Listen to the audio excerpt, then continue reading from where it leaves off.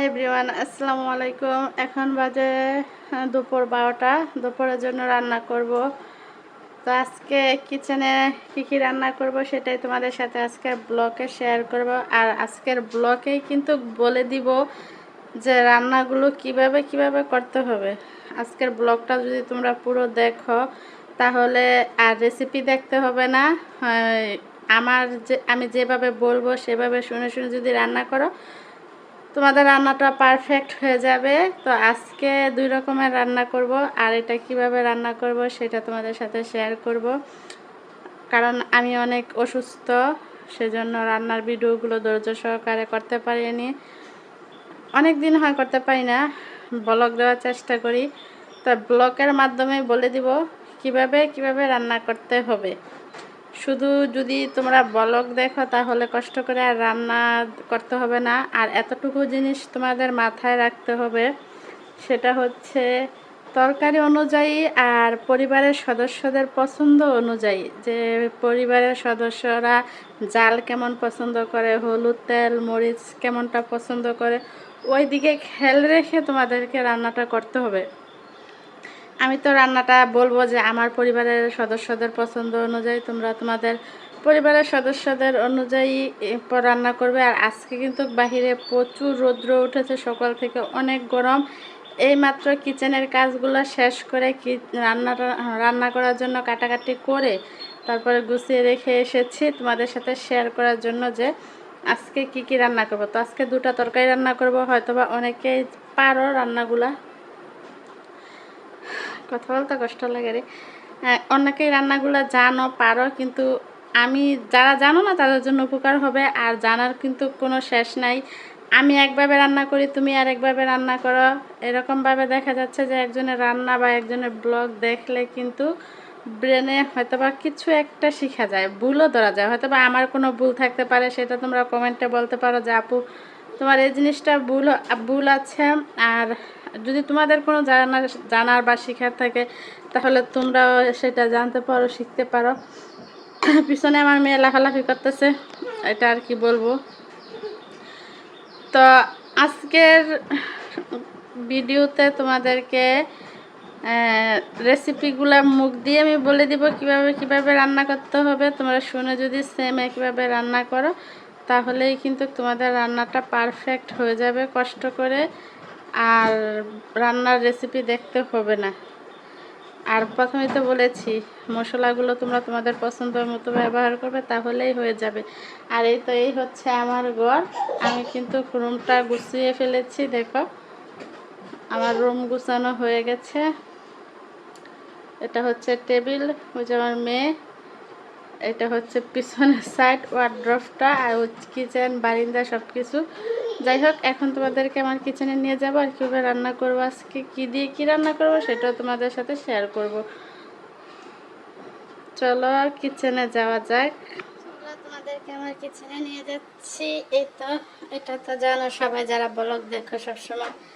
এই হচ্ছে আমার বারিন্দার অবস্থা। একটা কিচেনে ঢুকতেই কিন্তু এখানে একটা ফ্যান ফিট করেছে, এখানে বসে আমি কাটাকাটি করি। আর ফ্যানটা এখানে থাকে, আর এখানে থালা বাটি দিয়ে রাখি, এটা রান্না করে রাখি। তো যাই হোক, আজকে কিচেনে যেটা রান্না হবে সেটা আমি তোমাদেরকে মুখে বলে দিচ্ছি। এখানে দেখতে পাচ্ছ সাগরের যে সুরমা মাছ বলা হয়, আমাদের এখানে তো এটাকে সুরমা মাছ বলে। তো কার এখানে কি মাছ বলে জানি না, মাছটা দেখলে হয়তো বা চিনবা। এই যে সুরমা মাছ, এটা কিন্তু কেমন দেখতে নরম হয়। তো এটা হচ্ছে সুরমা মাছ।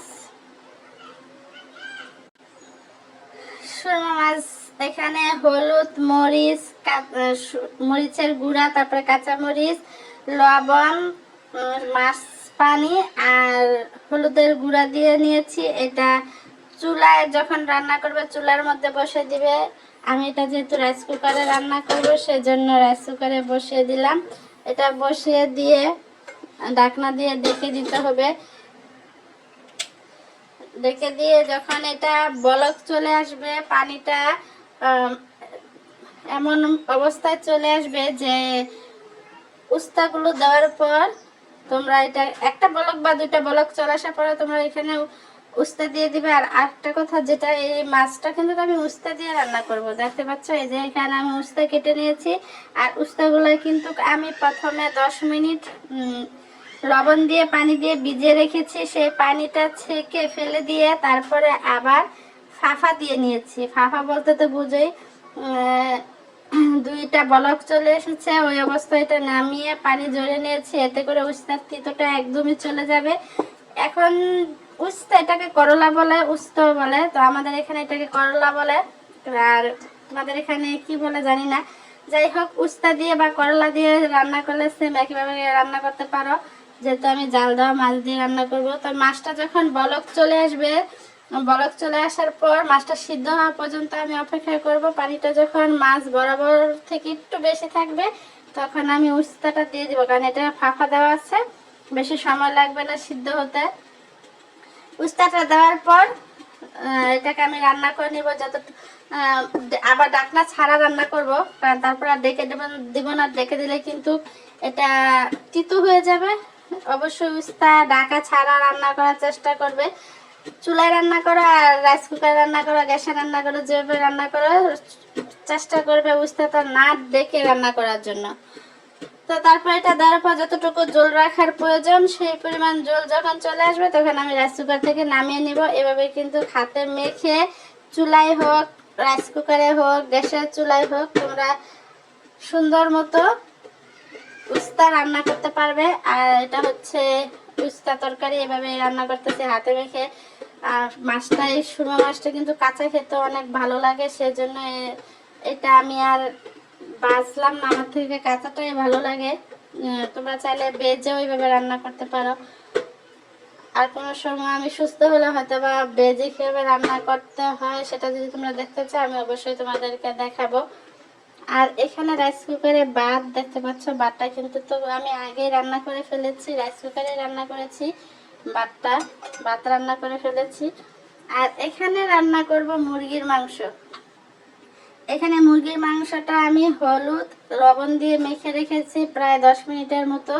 দেখতে পাচ্ছি একটু পানি ছেড়েছে যাতে লবণটা ভিতরে যায় সেজন্য। আর এটাকে আমি একদম ফুল আছে, মানে একদম কড়া হিটে বাজবো। গ্যাসের চুলাইটা কড়া হিটে বাজে, বা তোমরা মাটির চুলায় ভাজো, একদম কড়া হিট। চুলার হিটটা কিন্তু একদম কড়া হতে হবে, পুরো কড়া দিয়ে লাল করবো, উপরের অংশটা লাল করে এটা ভেজে নেবে। একদম লাল হবে, ভিতরে লাল হবে না, কারণ যেহেতু আমি চুলার তাপটা বেশি দিব সে কারণে কিন্তু উপর দিয়ে তাড়াতাড়ি কালার চলে আসবে। এভাবে রান্না করলে মাংসটা ভেঙে যাবে না, এটা কিন্তু একটা টিপস। মাংস যদি আমরা কম হিটে ভাজি তাহলে ভিতর দিয়ে সিদ্ধ হয়ে যায়, উপরে কালার আসে না। পরে মাংসটা রান্না করলে, যেহেতু এটা ফার্মের ব্রয়লার মুরগি, তা কিন্তু দেখা যায় যে এটা আরেকবার যখন জাল করবে তখন এটা ক্ষয়ে যাবে, ছিঁড়ে ছিঁড়ে যাবে। তো সেজন্য কড়া আছে, এটাকে লাল করে ভাজতে হবে। চুলার হিটটা একদম ফুল দিয়ে এটা ভেজে নিবে। সাথে এখানে আলু নিয়েছি, আলুটাও কিন্তু আমি ভেজে নিব। আর এই পেঁয়াজটা আমি অল্প একটু পেঁয়াজ দিব না, সম্পূর্ণ পেঁয়াজটা মশলার সাথে এলাচ দারচিনি ঠ্যাঙ্গা তেজপাতা লবঙ্গ দিয়ে হলুদ মরিচ যা কিছু দাও সব কিছু দিয়ে সবগুলা পেঁয়াজ তেলের মধ্যে একসাথে ভেজে আদা রসুন দিয়ে কষিয়ে তারপরে এই দুটো আমি ভেজে নেব। মুরগির মাংস কিন্তু আমি ভেজে নিব, আলুগুলোও ভেজে নিব, তারপরে রান্না করব। আলু ভেজে মুরগির মাংস রান্না করে খেয়ে দেখবে মুরগির মাংস কখনো মানে এক ধরনের নষ্ট হয়ে যায়। দেখা যায় কি চামিচ লাগানোর পরে একবেলা খাওয়ার পরে দ্বিতীয়বার যখন আমরা আলু দিয়ে রান্না করি, চুলায় যখন এটা বসায় তখন এক ধরনের বাবলসের মতো ফেনা ফেনা হয়। আলুটা বেজে নিলে কিন্তু সহজে নষ্ট হয় না। আলু বেজে যদি তোমরা মুরগির মাংস রান্না করো তাহলে আলুর স্বাদটা দ্বিগুণ হয়। আলু আর বাদ দিয়ে না, মন চাবে এভাবেই তুলে খেয়ে ফেলি। তো এটা এভাবে আজকে মুরগির মাংসটা রান্না করব। তো ভিডিওটা ভালো লাগলে অবশ্যই কমেন্ট করে জানাবা কেমন হয়েছে আজকের ব্লগটা। ধন্যবাদ তোমাদের সবাইকে।